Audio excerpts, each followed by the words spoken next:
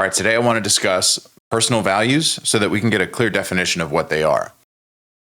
No fluff, no YouTube content strategy, blah, blah, blah. Just this is what personal values are, and this is what personal values are not. So at some point, everybody sits down and they make a list.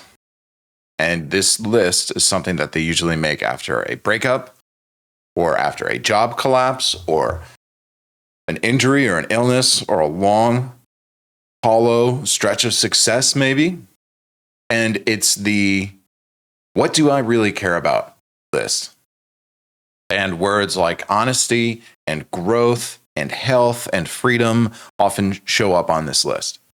And it's not a physical list necessarily, although it might be, but it's where you're doing inventory on yourself. And sometimes resilience shows up, sometimes love shows up on this list of what do I really care about? What do I really care about list? And you write down these words or you think of these words because you're trying to get your bearings.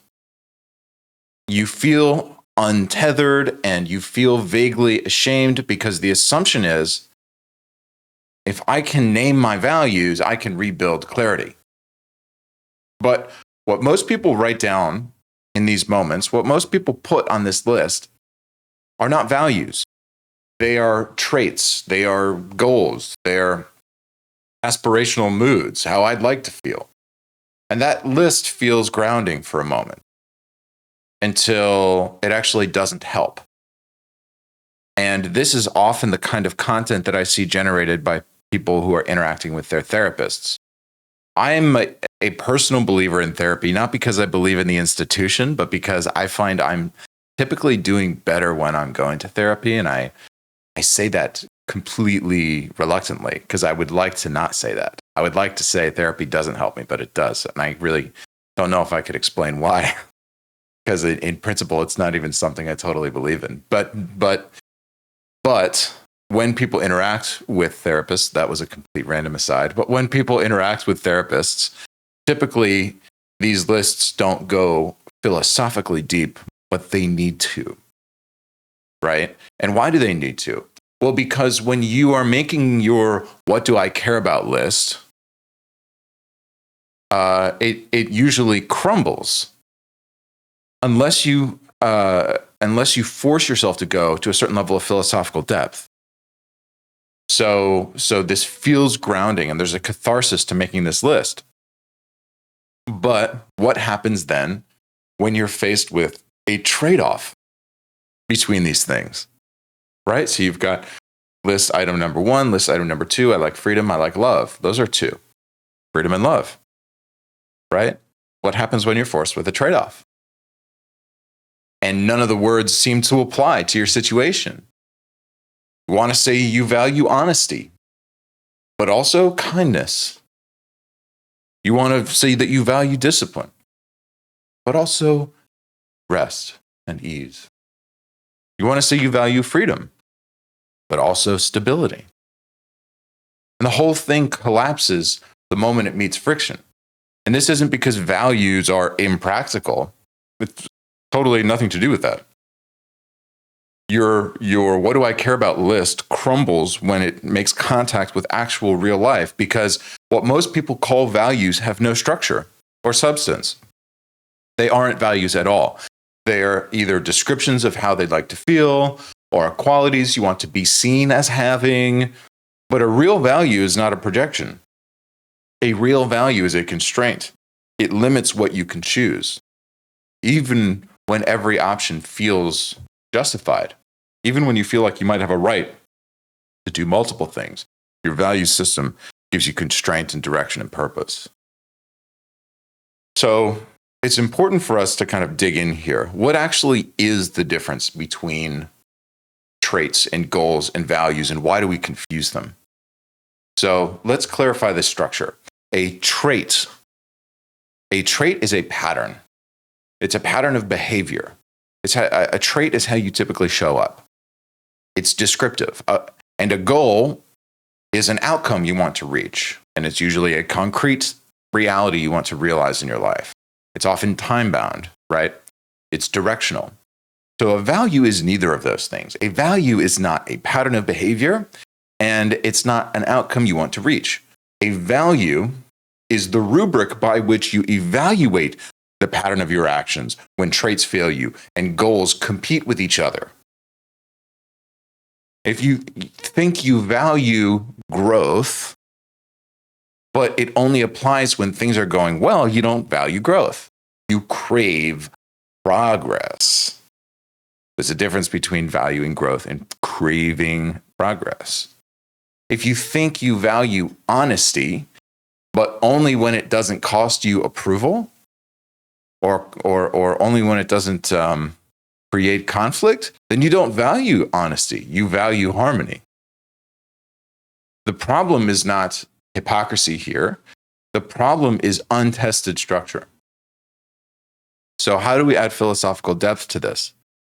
Well, John Dewey, philosopher John Dewey, is really helpful here. He has a great book called Human Nature and Conduct. And he wrote that values are the patterns of conduct which persist because they work. So for Dewey, a value isn't something you profess, it's your habit under pressure. You don't know whether you value something until it becomes costly and you act on it anyway. And you live within systems of feedback.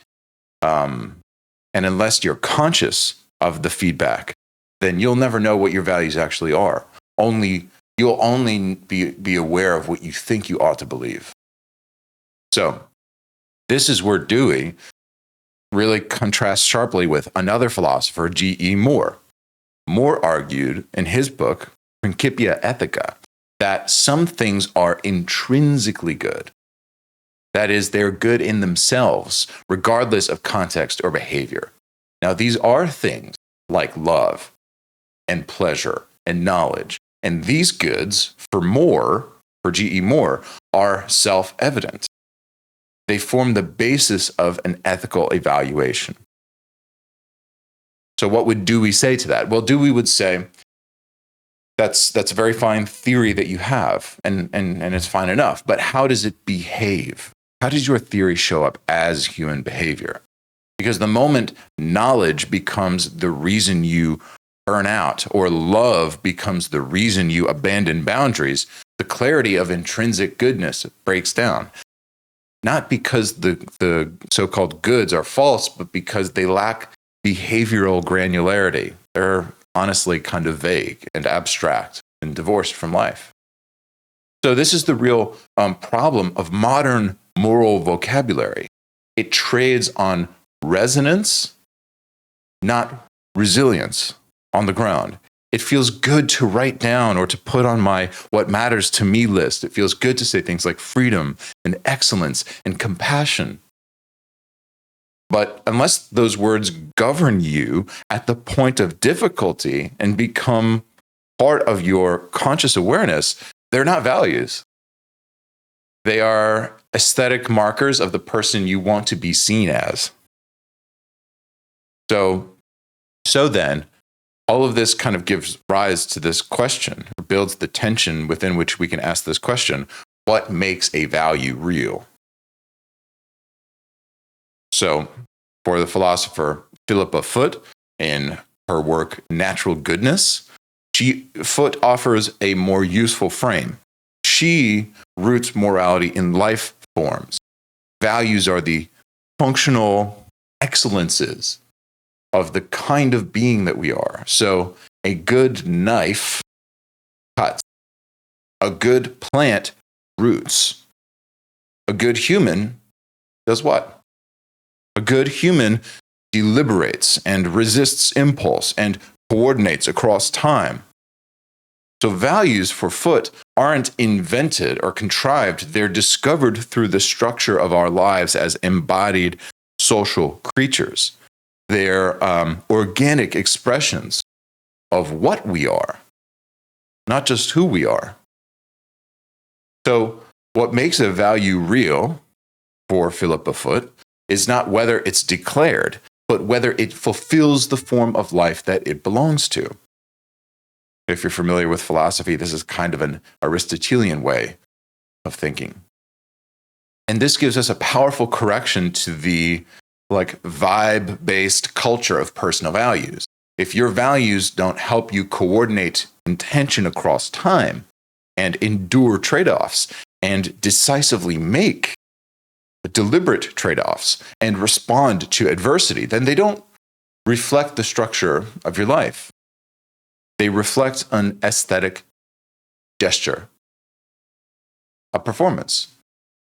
And to claim a value is not to say something about your personality. It's to make a bet on what kind of being you are and what kind of life will make sense under pressure.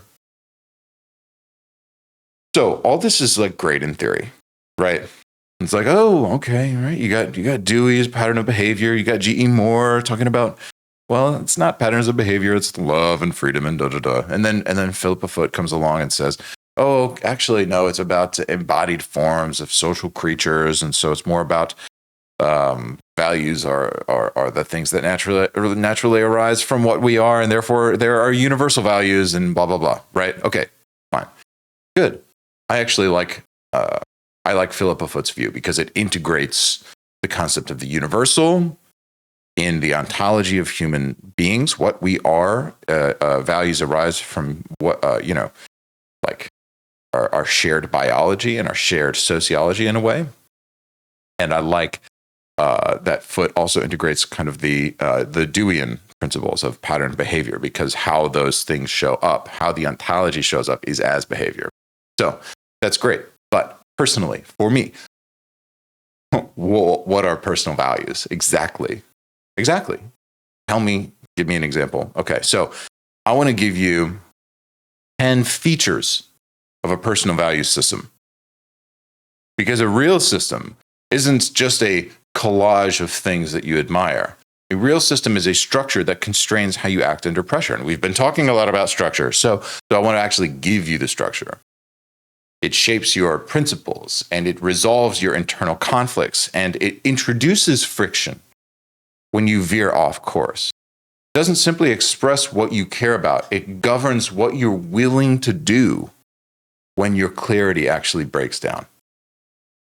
So, the first feature of a value system, and think of this as these are features of a value system, but they're also some of these features are features of the values themselves. So this first feature is a feature of a value itself, which is that a value system is descriptive. So, what does that mean? A value system is descriptive. It means it reflects what you actually prioritize when forced to choose, not what you hoped would feel right. So a value system doesn't say, I want to be honest. Or it doesn't say, honesty. Like you're like Don Draper advertising honesty, right? So what it says is, it says this in what we would call grammatically the indicative mood, right? It says, I choose honesty over comfort when it costs me. I choose honesty over comfort when it costs me. So your entire value system should be descriptive, which is to say that it should be articulated. It should be articulated. It should be verbal. It should be grammatically expressed. It should take a grammatical form. A value system names how your deliberation plays out in real terms. And by terms, I mean terms, grammatical terms. If you constantly violate a stated value with impunity, it isn't a value, and that becomes clear.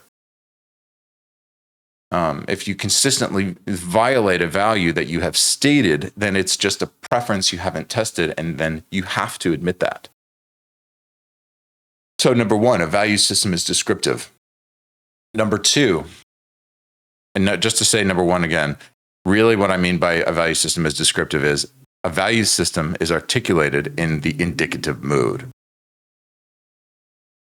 Number two, a value system is constraint-oriented. So it limits your viable options, not because the excluded paths are like immoral paths, right? We're not talking about a moral system. We're talking about a value system. A value system limits your viable options because they conflict with higher priorities. If your principles never conflict with your impulses, then those principles are just ornamental. A real value operates like a veto, right? If this decision violates X, it's disqualified regardless of potential gain. Boom. That's an easy way to say no to potential gains that are tempting, right? The utility there is that you know how to sift through temptation so that desirability doesn't become a dominating criteria for your decision making. So a value system is descriptive, a value system is constraint-oriented. Number 3, a value system is situational. So a value system applies to recurring patterns, not abstractions. So I believe in love. Fantastic. That's not a value. It sounds like a value. It's not a value. Values don't live in ideal worlds or conditions. They live in ambiguity, right? When X kind of conflict appears, I prioritize Y over Z. When X kind of conflict appears, I prioritize Y over Z. Right? This doesn't oversimplify. It clarifies. Without contextual specificity, your values are untested ideals masquerading as structure. So you have to say, when this happens, I do this over this. For example. But it's about X. It's about the condition. It's about the situation, right? Yeah.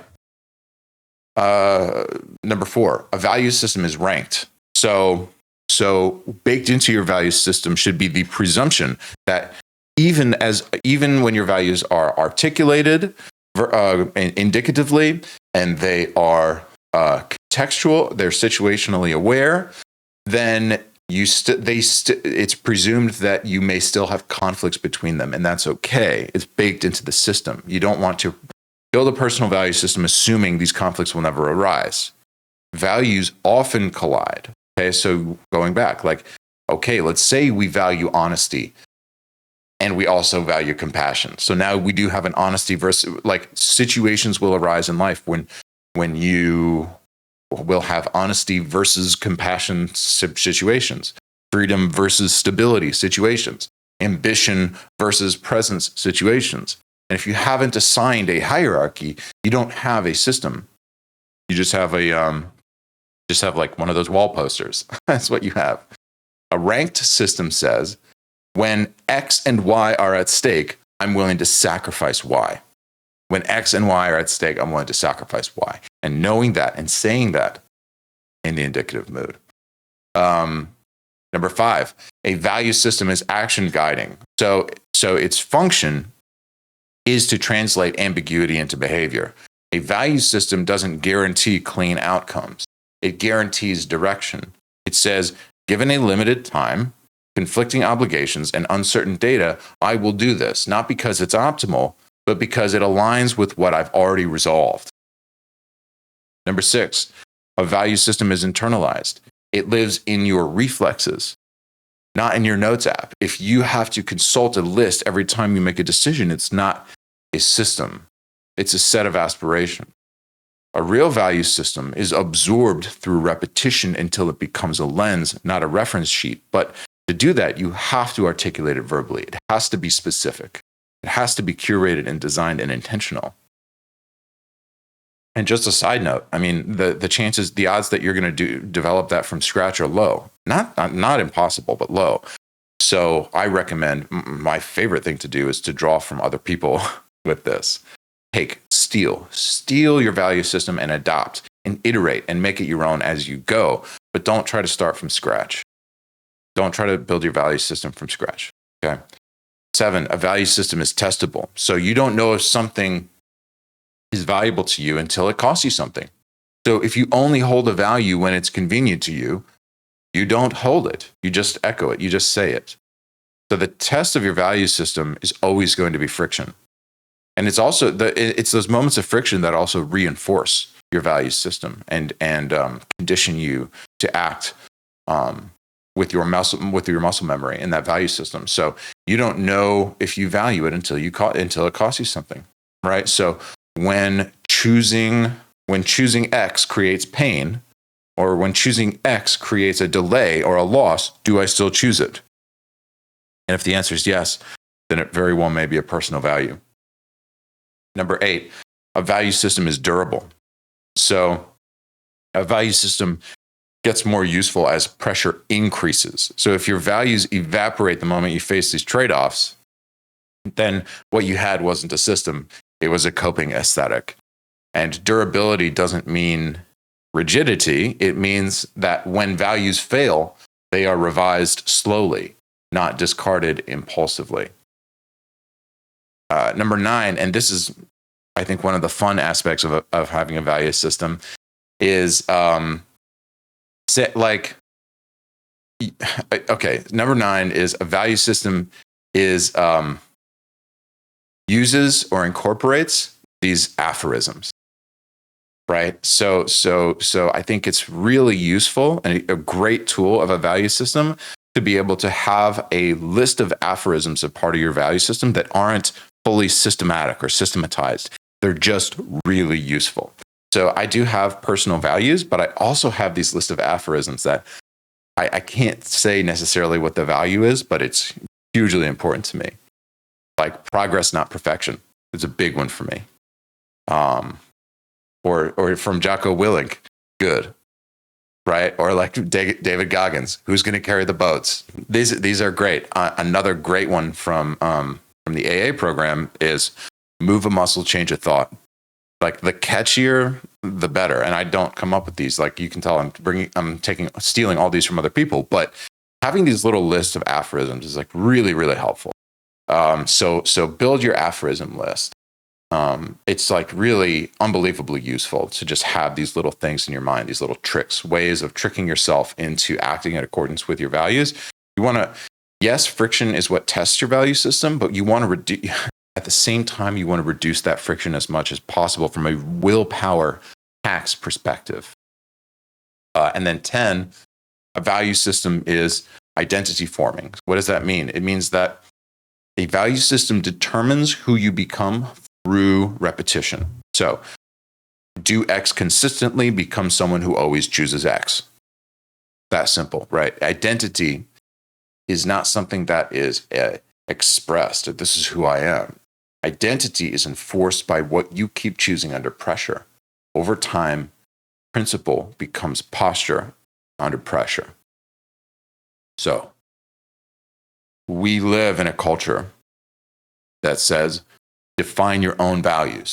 But it also says you must constantly change and optimize and adapt. And the contradiction of modern life today is this. You cannot both define your values from scratch and expect them to hold under stress. If your values are whatever you say they are, they will collapse the moment they actually cost you something else that you care about. A real value system is not a static list, but neither is it infinitely flexible. A real value system is constructed through deliberate repetition and hard trade-offs and lived coherence. You do not invent it whole, but you do participate in its making. And until you have one, you are not actually living with freedom. You are living with preference, dressed up as principle.